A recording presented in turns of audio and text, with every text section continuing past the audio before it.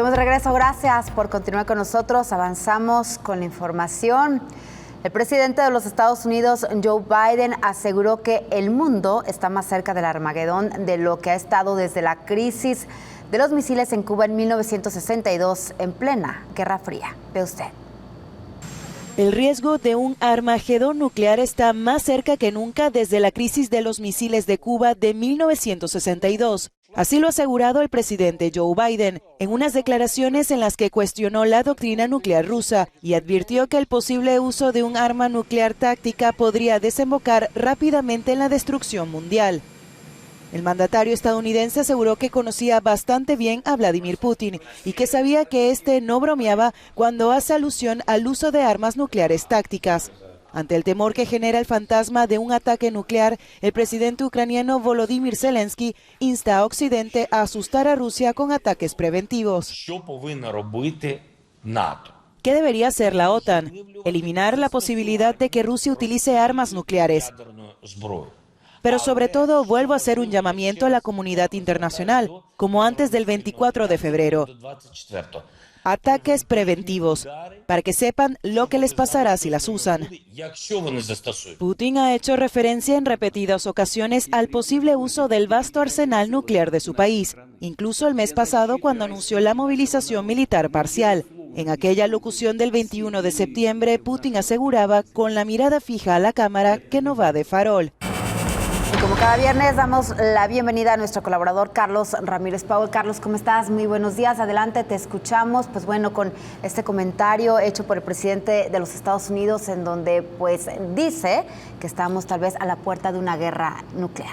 Suponiendo que los medios de comunicación fueran un actor independiente de la voluntad política de Occidente o de Rusia en este caso, lo que tenemos aquí es una guerra de teléfono descompuesto. Hay que entender que la amenaza de uso de armas nucleares para este conflicto no proviene de Vladimir Putin. Él dice, a cualquier intensificación que implique el uso de armas nucleares, nosotros responderemos con todo. Esa fue la primera etapa, estamos hablando de febrero.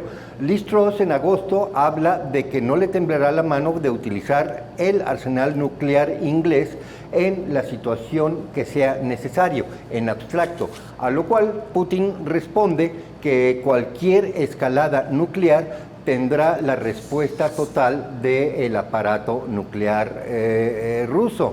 Por último, Joe Biden dice que en algún momento Vladimir Putin mencionó usar armas tácticas.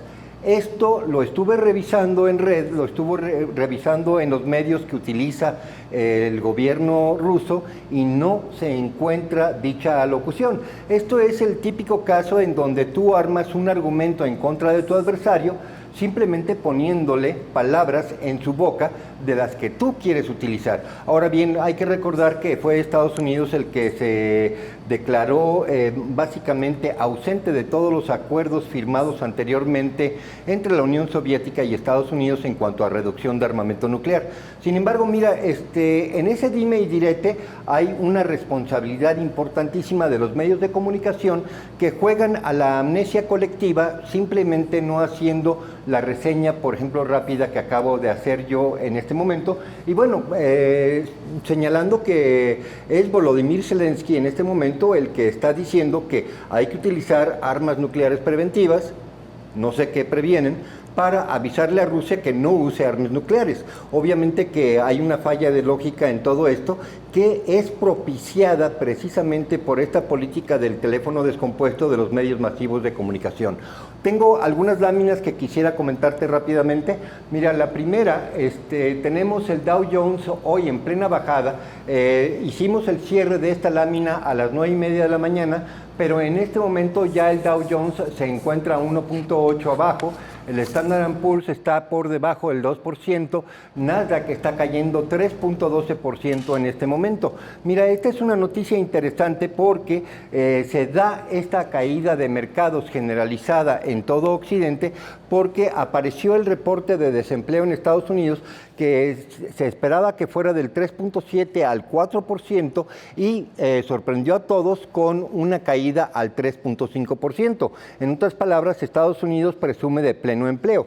Esto le da herramientas a la Reserva Federal norteamericana para presumir, para empezar a blandir la amenaza de incrementar todo un punto porcentual la tasa preferente de la Reserva Federal, lo cual obviamente pone a temblar a todos los mercados, puesto que básicamente este reporte de desempleo le permite a los mercados esperar una política mucho más restrictiva por parte de la Reserva Federal. La siguiente lámina es relevante porque lo que estamos viendo aquí es una vez más el debilitamiento de las dos monedas importantes de referencia frente al dólar, que es el euro y la libra, que una vez más empiezan a retomar su trayectoria de caída, porque básicamente cualquier amenaza de incremento de tasas de interés por parte de la Reserva Federal inmediatamente se traduce en una debilidad de las monedas paritarias importantes que son la libra y el euro.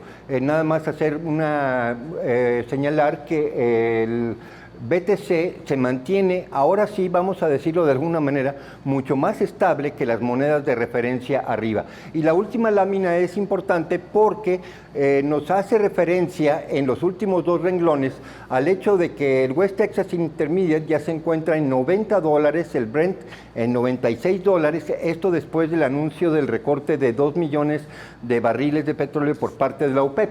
Esto va a dar mucho que hablar en lo que resta de este trimestre, puesto que Joe Biden rogó, amenazó, hizo muchísimo aspaviento frente a la OPEP para que no redujera su ritmo de producción de cara a las elecciones intermedias norteamericanas. En este momento, la variable del precio energético es para Joe Biden la diferencia entre una derrota aplastante en las intermedias para representantes, Senado y Cámara Baja y lo que podría, si logra mantener un control del precio de los energéticos, lo que podría ser un empate técnico frente a los republicanos. Eso es lo que tenemos el día de hoy, Cecilia. Referente a, iniciamos con Estados Unidos y después me gustaría irnos al tema de Ucrania. Veíamos en una nota que el presidente Joe Biden anunció el perdón a todos los condenados a nivel federal por posesión de marihuana. ¿Qué significa y por qué lo hace precisamente a unos cuantas semanas de estas elecciones que hablas? Bueno, ha habido un desfase enorme entre la legislación federal y la legislación estatal en Estados Unidos. El mosaico de la jurisprudencia norteamericana le permite al gobierno federal castigar hasta con 10 años de prisión a una persona que posee marihuana para su propio consumo, mientras que al mismo tiempo, si este delito se está cometiendo en California, no representa ningún delito frente a la autoridad estatal.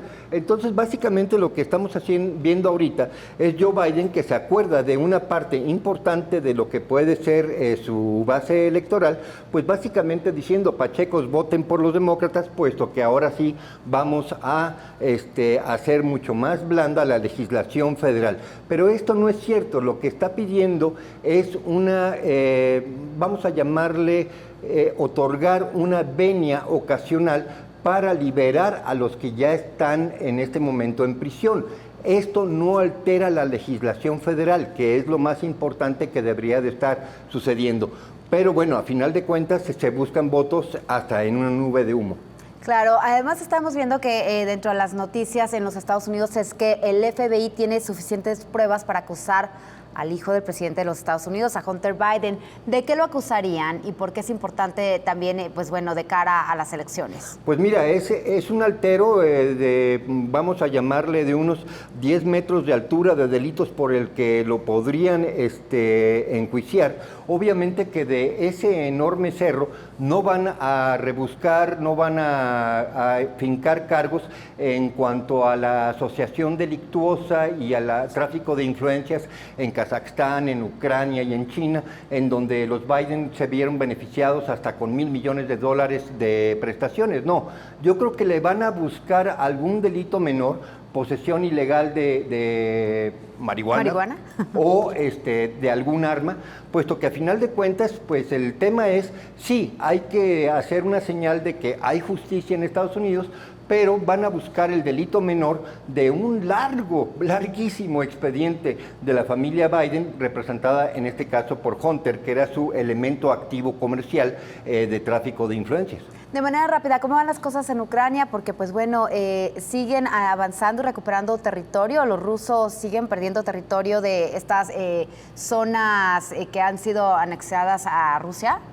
Mira, los dados, la suerte siempre se carga en contra del soberbio. Hay que recordar que Vladimir Putin presumió hace aproximadamente un mes que él tenía bajo control toda la situación y que instaba a su contraparte a hacer su mejor esfuerzo con una sonrisa socarrona.